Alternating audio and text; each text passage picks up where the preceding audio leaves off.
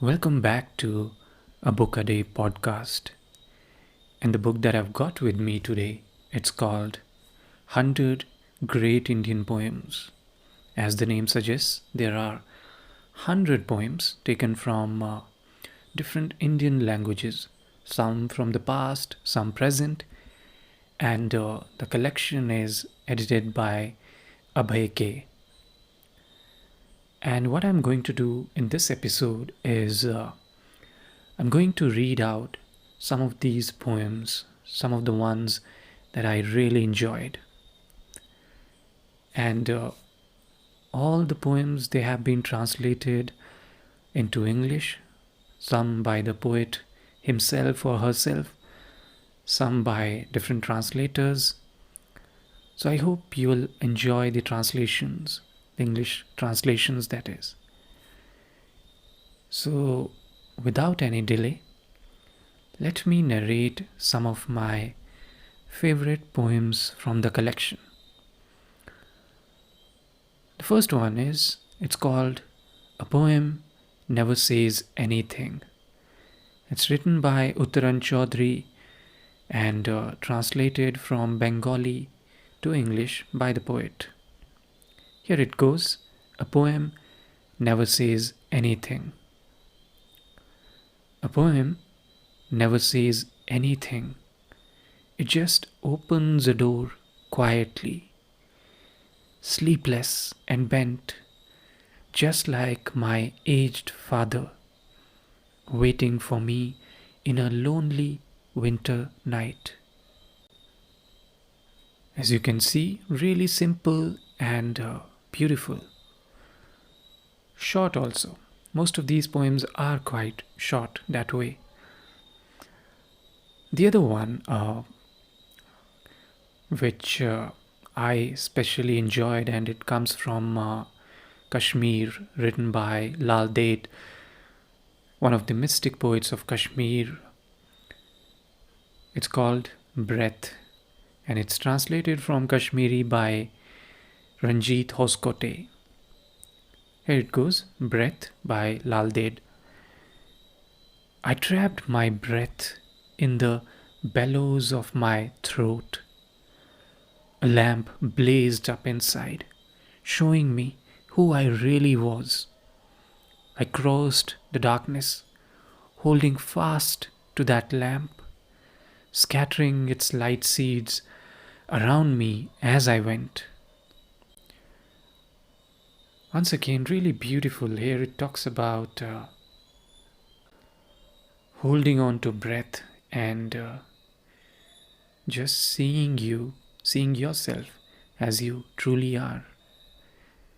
Most of a poem, Lal Ded's poems, they are very spiritual in nature, and in fact, that's really the theme with a lot of poetry that you find in this book, or otherwise also traditionally Indian poetry.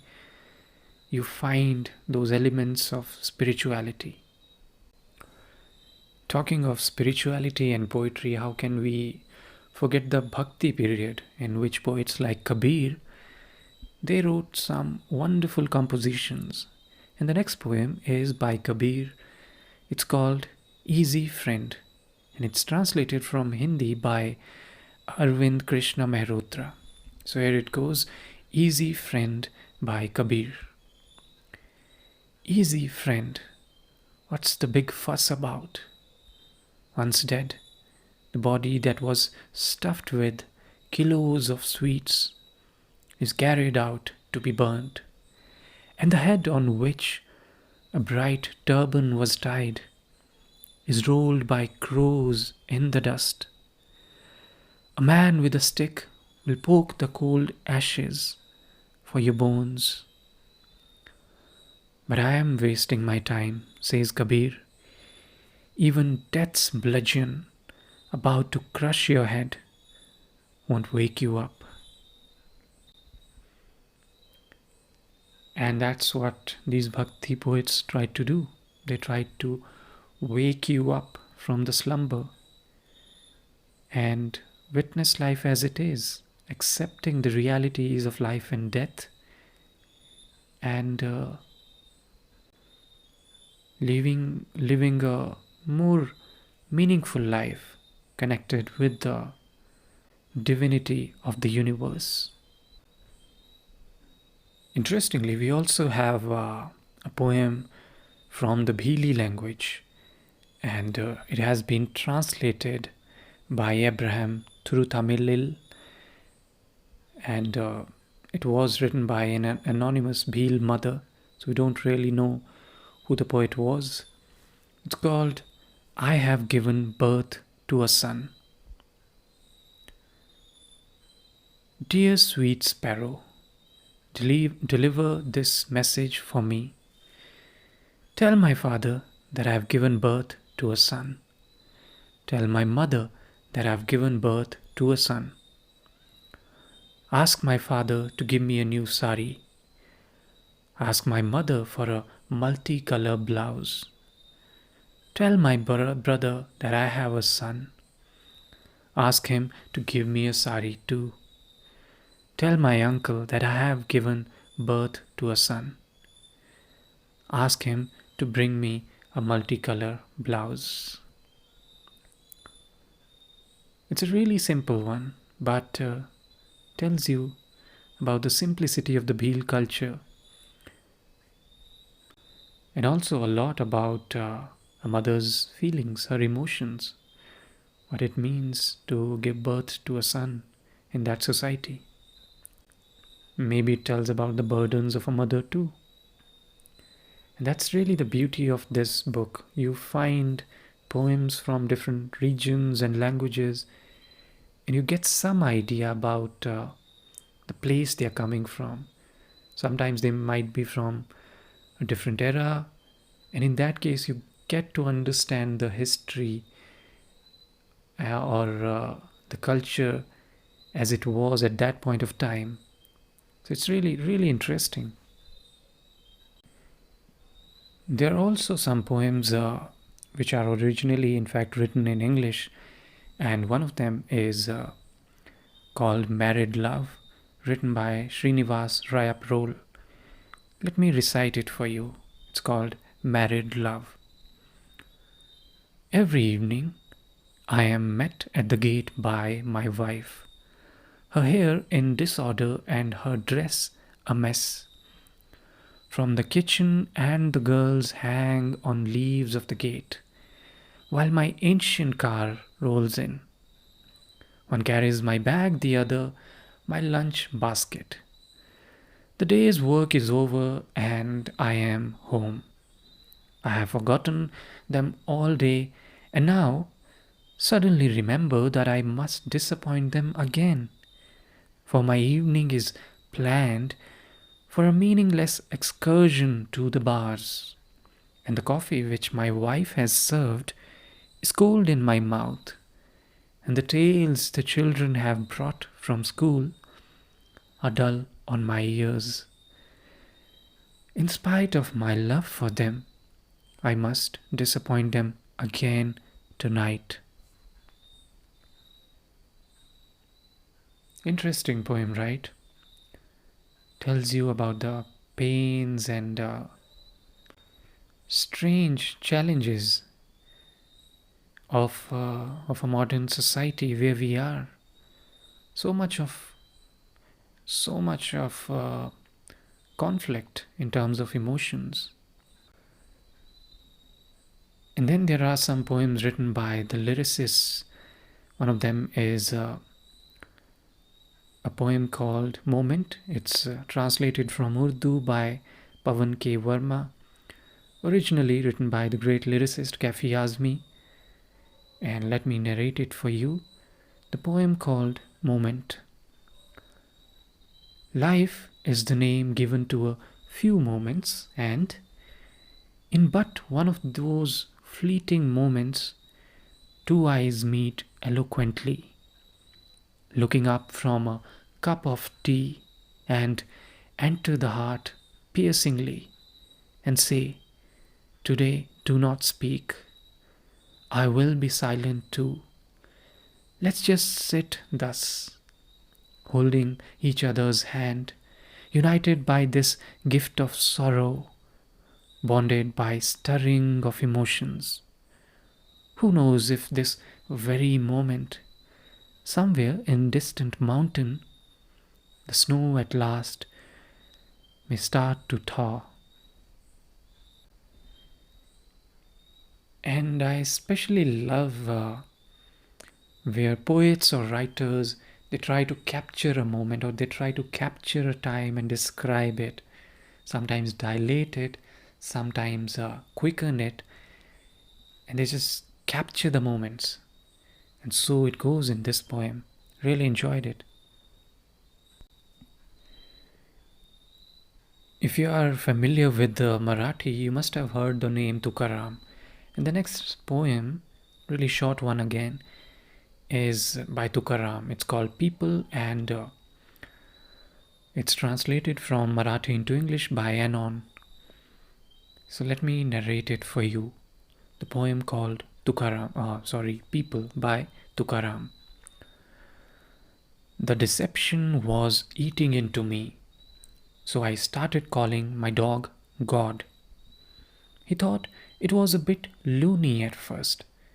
Then he started to laugh and even danced a bit of a jig. Here, God, he doesn't bite anymore. Now I wonder, would this work with people? Makes you think, doesn't it? It's funny and it really makes you think. It's got a great point. Now let me narrate in a really ancient poem, and this one is slightly longer, not that long, but compared to the other ones that I've narrated so far, and it comes from Avadhut Gita, which is another Gita. As you know, there are quite a few Gitas out there, not just the Bhagavad Gita, and it's translated from Sanskrit by S. Abhayananda. And in English, this short poem is called Song of the Avadhuta, written originally by Dattatreya. And here I narrate the translation for you. Song of the Avadhuta. Truly, it is by the grace of God that the knowledge of unity arises within. Then a man is released at last from the great fear of life and death. All that exists in this world of forms is nothing but the self and the self alone. How then shall the infinite worship itself? Shiva is one undivided whole. The five subtle elements that combine to compose this world are as illusory as the water in a desert mirage. To whom then shall I bow my head? I myself am the stainless one. Truly, all this universe is only my self. It is neither divided nor undivided. How can I even assert that it exists? I can only view it with wonder and awe. What then is the heart of the highest truth, the core of knowledge, the wisdom supreme? It is, I am the self, the formless one. By my very nature, I am pervading all. That one God who shines within everything, who is formless like the cloudless sky, is the pure, stainless self of all. Without any doubt, that is who I am. I am the infinite and immutable one. I am pure consciousness without any form. I don't know how or to whom joy and sorrow appear in this world. So really wonderful illustration of what consciousness is, and how we can beautifully, in a poetic form, explain the non-duality of the universe, which comes from a lot of sages and their schools from ancient India. And this one is a beautiful illustration of that. Another poem by a lyricist who's probably one of my favorite lyricists, Gulzar. The poem is called The Leaf on the Branch, and translated from Urdu by Pawan K. Verma.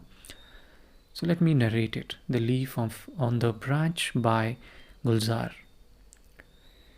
It was perched on a branch. Below were the waters of a lake, and in it the reflection of the sky. It was afraid of being drowned, but it neither swam nor drowned, nor flew away. It just sat on the branch and finally wilted, one lone leaf on a branch. Now, let me go towards east and find a poem for you from the Assamese language, translated from Assamese into English by Pradeep Acharya. The title is When You Come, and it was originally written in Assamese by Anupama Basumatrai. So here it goes. When you come. Whenever you come, I stay rooted still, a tree standing, mute sculpture. This hour of meeting you is bright as day, green as grass. Yet, sure as death is our parting. Quite painful, really simple, but really powerful.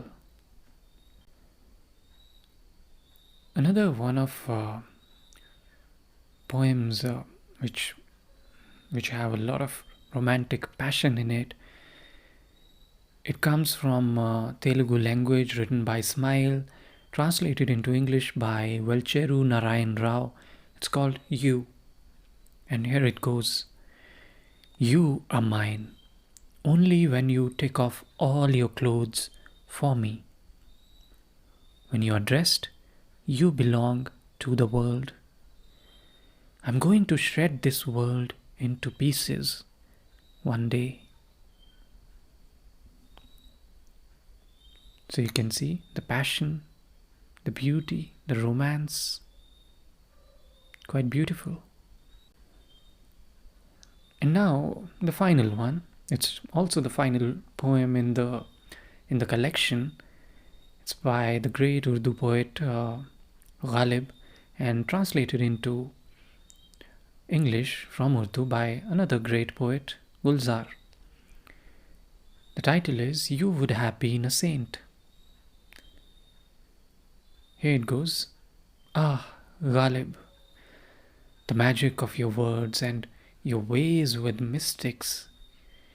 You would have been a saint if you were not addicted to drink. So with that, we come to the end of some of the poems from this collection called 100 Great Indian Poems. I'm sure you would have enjoyed it, and I'm very sure you're going to enjoy the remaining poems whenever you get a chance to read the collection. And as I said before, there's so much to learn about languages, culture, history through literature, through these poems. So thank you very much for listening, and I'll catch you the next time with another book with more stories and more interesting insights about those stories. Thank you very much again. I'll catch you the next time.